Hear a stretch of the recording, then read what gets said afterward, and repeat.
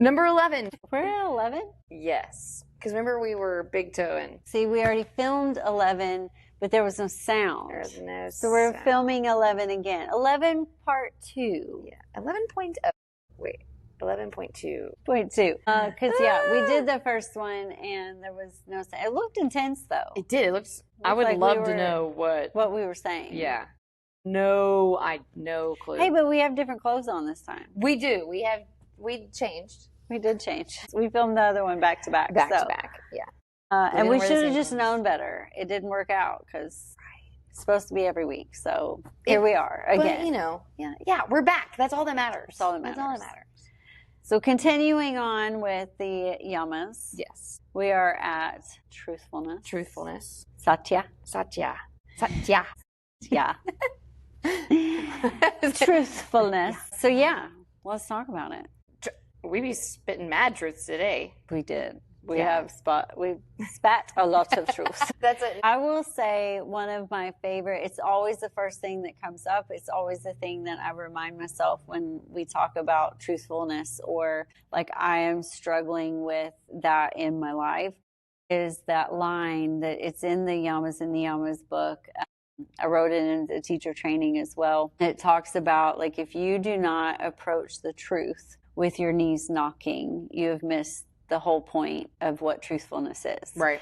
And I love that. It's such a good reminder for me because like in a world that we live in today, we're taught to be nice. We're taught to be kind. And I always want to be kind, but there is a big difference between being nice and being truthful and kind, graceful but being truthful. Saying a hard truth to someone is scary. Right. It's hard to make yourself say that. So when I can remind myself, like, approach the truth with your knees knocking, it's okay to be scared. It's okay to be nervous about communicating or having those conversations that you know you need to have, but are scared to have. But I also think it's the most loving thing that you can do for someone is to be honest with them. And I don't just mean not telling a lie, like not going up to them and telling a lie, but to be honest about how you're feeling or something that they're doing and how it's making you feel. Communication, honest communication can go a long way. Right. I like that too because in the book it said, I think it was in Yamas, what is the worst thing that's going to happen? Yeah. Like I literally say that often too. What is the worst thing that's going to happen with you saying your truth? Yeah. And because we don't know, it could be worse or better, than a lie. But I mean, what is a lie doing? But it can't be better if it's not spoken. Exactly. It can't get better if it's not spoken, if you're just holding it in truth. And if you're holding in your truth, and then it will eventually explode out, and then you get into that violence and the other things that we've talked about. So it will become something else. So like truthfulness is kind of where that starts for me, like knowing your truth and then being able to verbalize your truth to other people. It's so hard to do, but so important to do. Right. And a lot of times I am approaching the truth with knees knocking.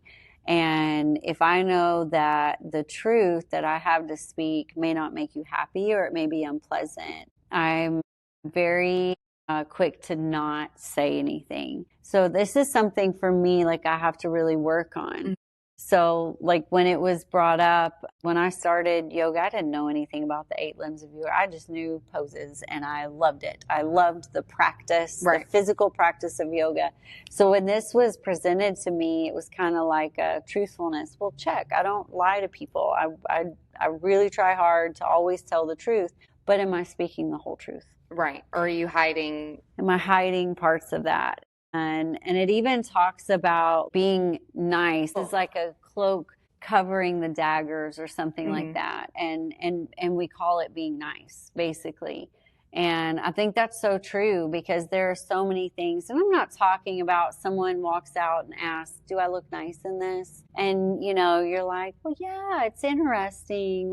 And you actually think it looks hideous. I'm not saying you should just start saying, nope, that looks hideous. Right. It's being kind. Like, still be you can kind. approach the truth with either love. Yeah. with kindness, or you can approach the truth with negative, feelings. Yeah.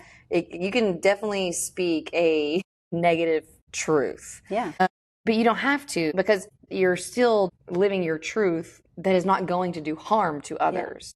So that they go hand in hand. Yeah. You don't have to be ugly about it. No. So if you go back to like the non-harming, then if you live in a world of non-harming and you keep that in mind, it really will keep you from utilizing words as a weapon, because you can use truthfulness as a weapon. Oh, for sure. And you can shoot daggers. It's the truth, but you're saying it in such an unkind way, and it's to harm someone. To harm. And if you're always coming from a place of, I don't want to harm anyone, but I do have this truth that I need to speak. Mm-hmm. That may be like in your marriage, in your partnership, in your friendship, something that's bothering you that you've just been keeping to yourself. Maybe you vent to a friend about it from time to time, but you haven't spoken to them.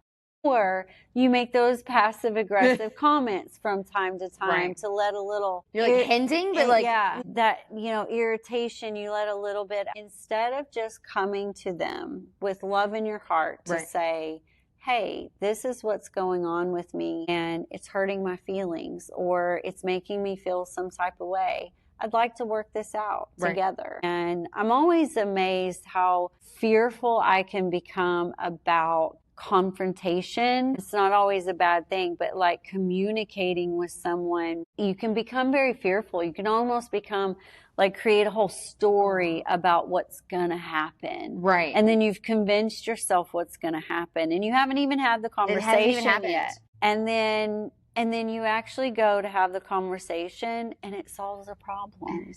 And it was great. It was amazing. Maybe you had a couple of rough moments, you know. But truthfulness goes so much deeper than just not telling a lie. I think that's just at the base level. Let's not lie to each other. That's pretty obvious. Right. Let's not tell lies. Let's be honest. But, you can even go into telling half-truths and painting a picture to make it look a certain way. Right. You didn't actually lie, but you weren't truthful either. And so it's just a different way of living, trying to be very authentic about who you are, how you feel, how you want to live. Right. And that's going to show up the most with the people around you. Right. And I think that starts with, it starts with within, Mm-hmm.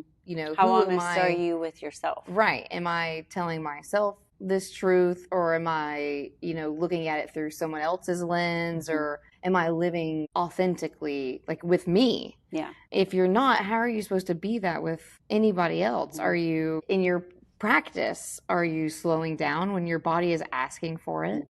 Are you powering through or pushing yourself when your body is ready? Are you pressing through an injury, or are you stepping back? And I think... Or are you resting when you actually want to do more? Right. But your fear of failure stops you from trying. Right. Yeah. I also think, too, something I find interesting, I've been looking into a lot here lately, is the era that we live in, right? We go through all these different waves of stuff and phases of things, and we're in such a positive mindset phase era of life, and you hear it a lot more than you used to, and that's great. That's wonderful. However, you hear all the time, like, when someone's really down, something bad happens, something really devastating happened, and the advice that you're getting is stay positive, but don't think about it like that. Let's come back to what can we be grateful for? And girl, I love a grateful practice. Right. I love to find what I can be grateful for. However, if you're not allowing yourself to feel what's actually happening and what you're actually feeling, then you're just storing that in your body for later, for it to come out in some other way. So it's interesting to see like this era that we're in of positivity. And I love some positivity. But you can almost swing it too far the other direction, that we're not being authentic either. Right. This really awful thing happened, but I'm okay. Right. Everything's fine. It's going to be fine. And who really lives truthfully like that? Because then you go home and you cry alone for an hour because you were scared to let it out in front of anybody and they saw your authentic self. Right. Just crazy how like the world now has caught on to this movement and how that has shaped. Like you can't be sad. Be sad. Or you can't be Because that's mad. not, yeah. It's not healthy. It's not healthy, yeah. And I like to look at it as every emotion that you have is healthy. It's what you choose to do with that emotion that it can move into unhealthy. Mm-hmm. Every emotion is healthy. It lets you know what's happening. It's a signal to you something is wrong. Something is off here. And just like we talked about guilt and shame, guilt is it's a great feeling. It doesn't feel good when you feel it, but it's a healthy emotion to have. It lets you know something is wrong. Right. And so there's something we need to change, something we need to fix so that we don't do this again, right? With learning that truthfulness, I feel like I've grown so much already because I think we discovered that in teacher training. I swung the other way with don't feel your feelings and, it's going to be fine. We're happy. We're happy, positive. Everything's good, but was dealing with things. But it's okay. Why be sad? I'm happy. But it's okay to be sad, and how that not living in my truthfulness, no, I'm upset, and that's okay to be upset. It caused, me to not listen to self and push myself further than I should go, not trusting, I'm like, oh, I got it. Nah, not being honest, and then just kind of the world falling apart. And then, but what got me through is you can literally you saying you can change it. You feel this way, but you can change it. Be honest with yourself, and tell people around you what you need. Communicate. You communicate truthfulness, authenticity with love, and you can change it. I read that this morning in the wheels, the chakras, the lotus flowers. It was talking about how just with the chakras, they might be presenting a certain way, but you can change it. And it even mentioned astrology, like with our characteristics within each astrological sign. Yeah, there are signs, like there are characteristics of, but that doesn't mean that's what you are. Yeah. Now that you know that these are some tendencies, you can change it. Yeah. Or you can choose to, and I was just like, I don't know. Of course I know that I make my own choices, but I guess not listening, and being like, no, girl, it's all right. It's okay. Even approaching self with love and truthfulness, it's just liberating. Yeah. Liberating. And I think it really all started with the conversation about guilt and figuring that out. It's very empowering to me. I don't really like to use the words like strengths and weaknesses, right? I don't love that. But we'll use it just for that example. It's very empowering to know what your strengths and weaknesses are. Right. Because some you can change, and also you can learn to work with what you have. There was actually a counselor that I saw, because this can go so far.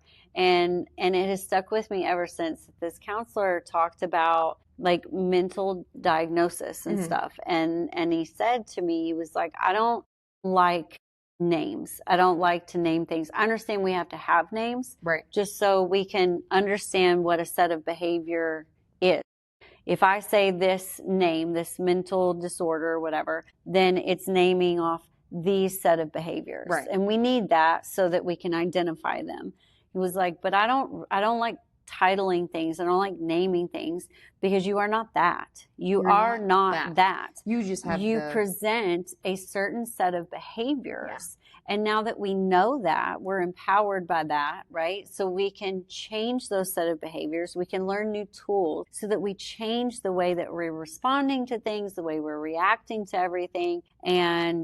And really, instead of reacting to anything, we're responding to it, which is a choice. You're choosing how you respond to everything. And I've just always loved that. And I think about that just in life in general. You are not that. You don't have to be that. you have presented a certain set of behaviors for maybe your whole life, Right. maybe this season of your life. And once you recognize that and you see them, then you can change them. You're empowered by that because now I know they're there. Just like I almost immediately in this said, I am a people pleaser by heart. I've known that most of my life. I didn't really have a name for it, but I knew I was that as a kid, Right. even without a name.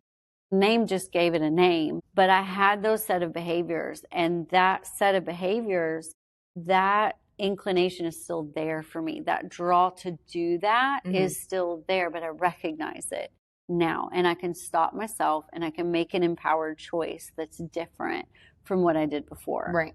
And I think that's so beautiful. So being truthful with yourself, even when it's hard, can be very empowering to go, okay, I don't have it all together. And that's okay. And that's okay. And that's okay.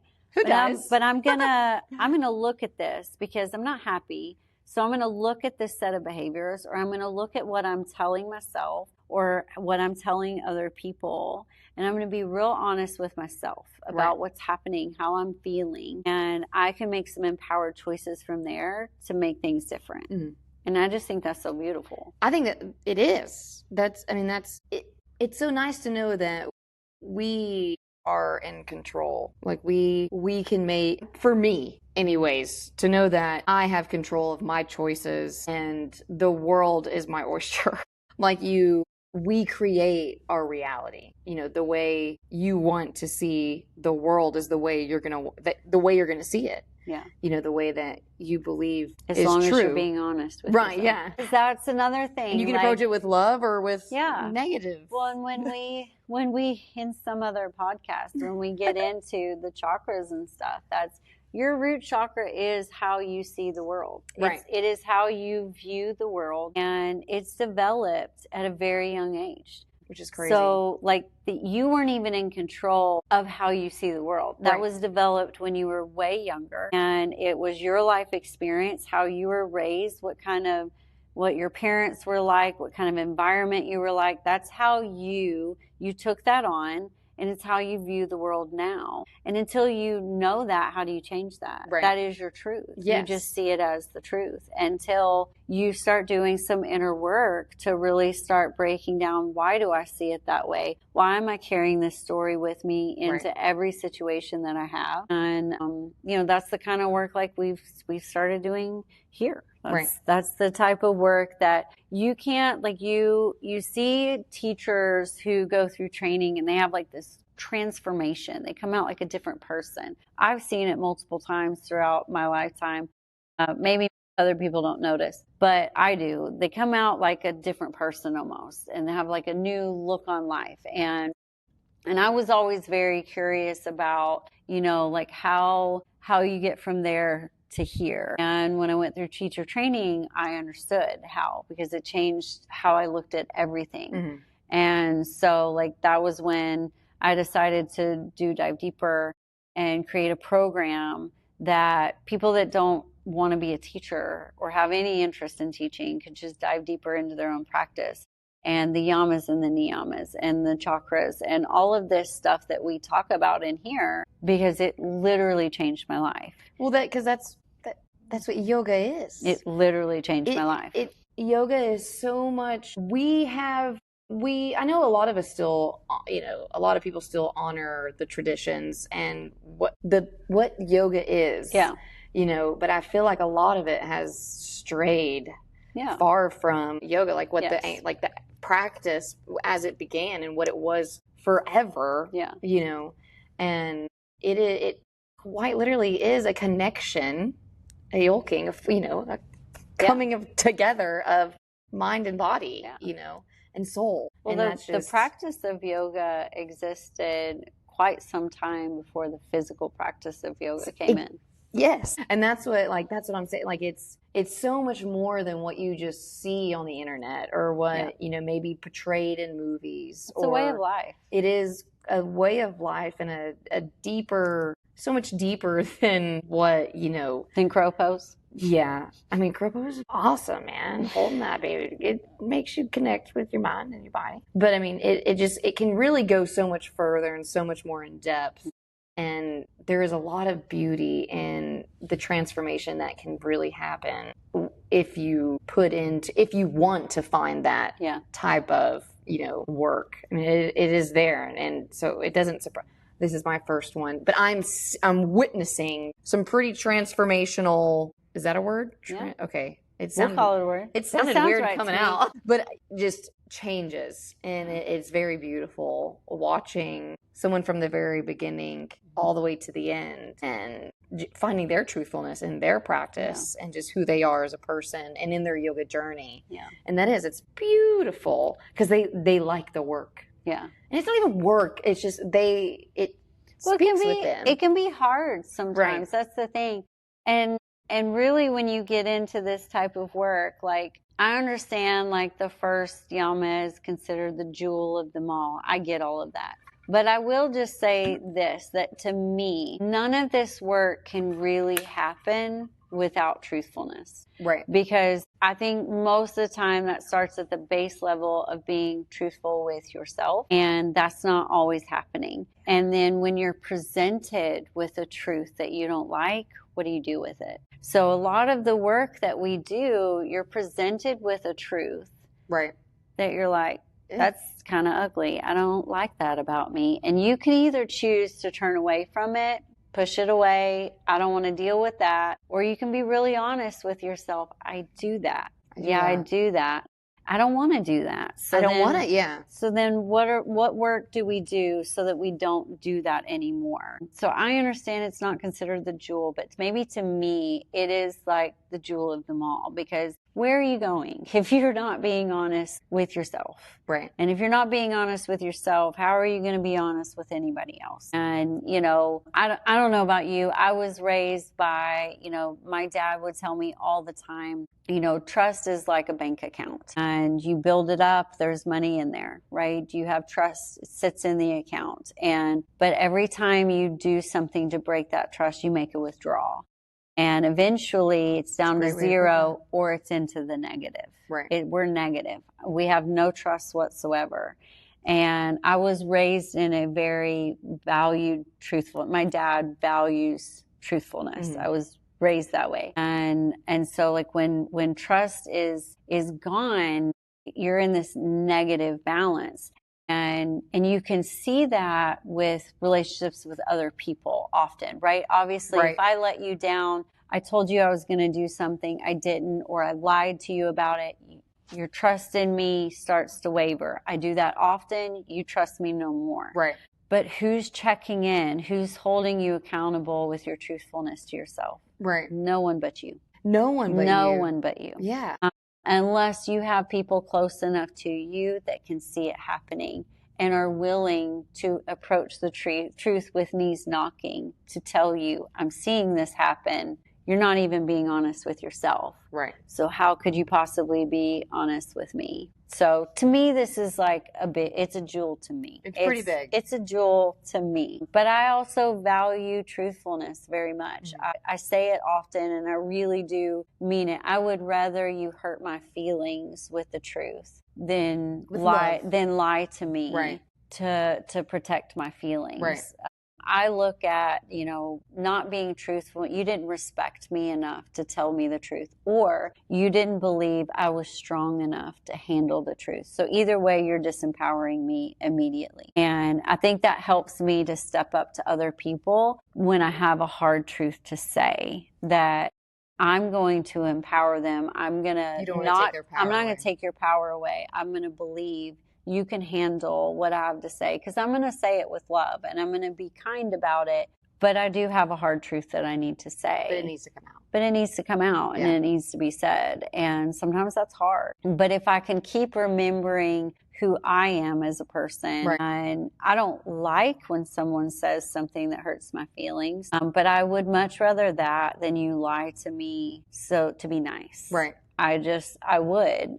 I like accountability too. We've talked about this numerous times. I like accountability. Do I love it when it presents itself and it's held up to my face? No.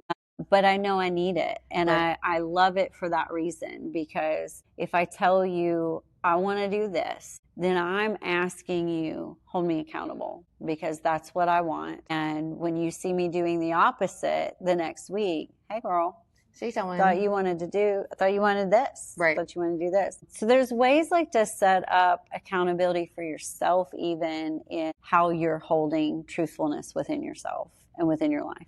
I think truthfulness in self is so, it's especially in nowadays. I mean, I guess it's always been a thing, but I feel like with social media and just everything advertising, everything is just shoved in our face. I guess it always has been, really. Yeah. I guess since our marketing became a thing. Yeah. But you should look a certain way, or do certain things, or dye your hair a certain color, or be a certain size, or fit in with the crowd. And I think, as you just said, even with the chakras, how early on in life they are presented, and what we learn, and it becomes our truth, without us even being aware. And we grow up, in this time where they're like, oh no, you got to do this. So you have so many different people telling you what you should and shouldn't do, right?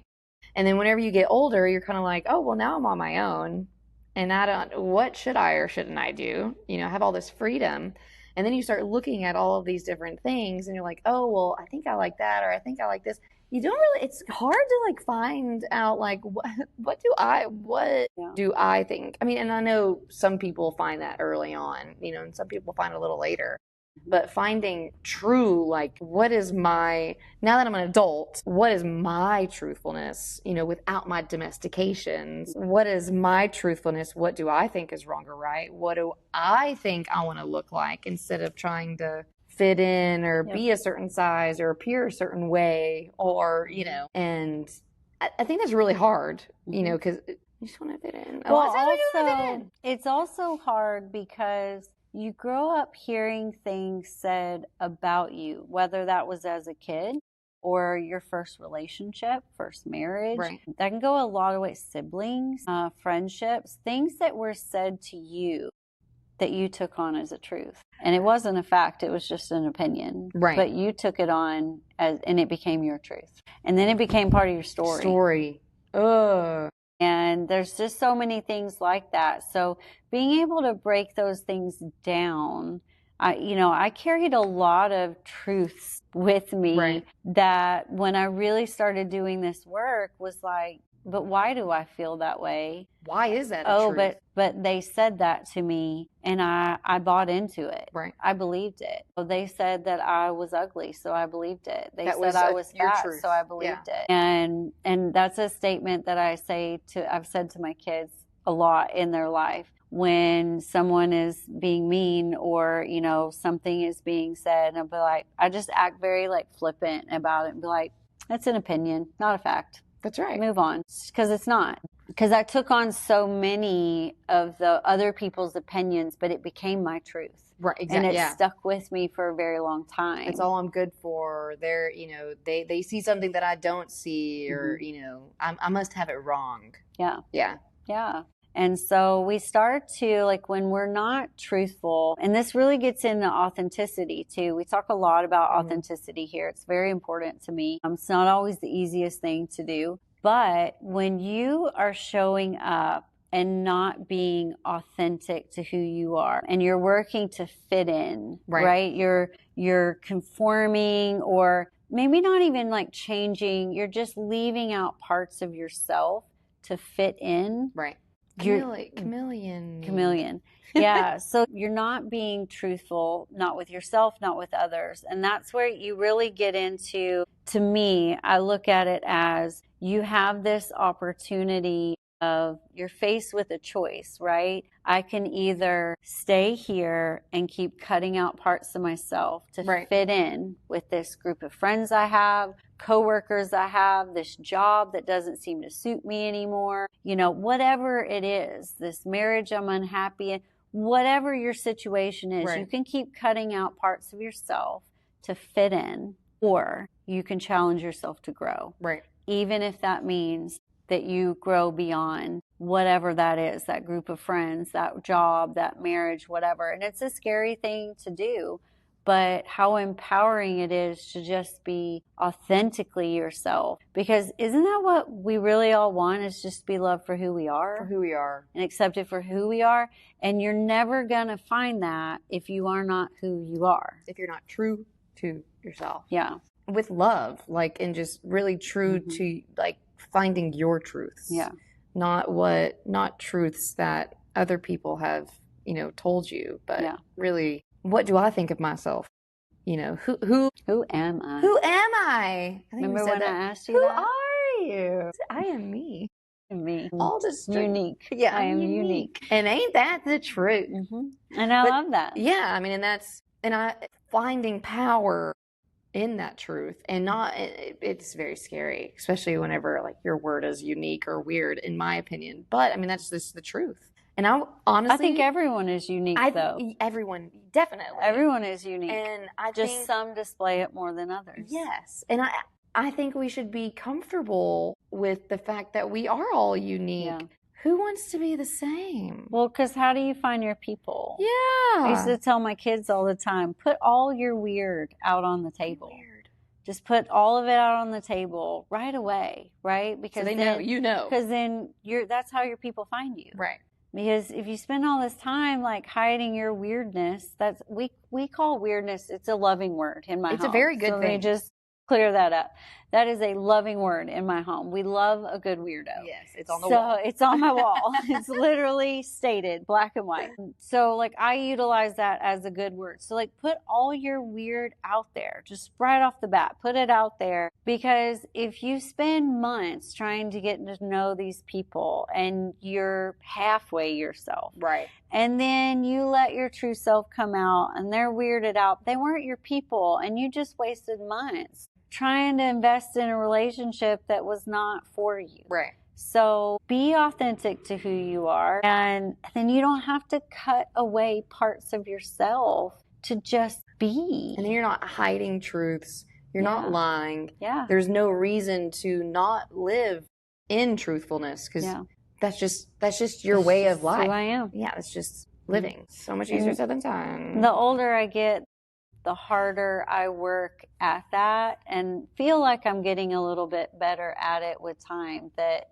this is just who I am. Yeah. And I'm unapologetic about it. If you don't like who I am, that's okay. That's okay. That's okay. I don't love that. I mean, I am still a people pleaser, so I won't lie. Like, I don't love it when someone's like, oh, you're not for me. I don't love it, but I'm okay with it. Totally okay with it. I'm not going to be for everybody, and that's okay. I don't take it personal anymore. It just means they were not meant, to reap from your happiness. I think it is, you talk about energy all the time. I think it is who you surround yourself with. Mm-hmm. And if they don't like it, that's good, because that probably means that our exchange was not going to ever be beneficial for either one of us. And life's too short to be around people who are going to... low energy people. Yeah. Well, just people who are going to deplete you. Yeah. I mean, sometimes there's a yin and yang, you have that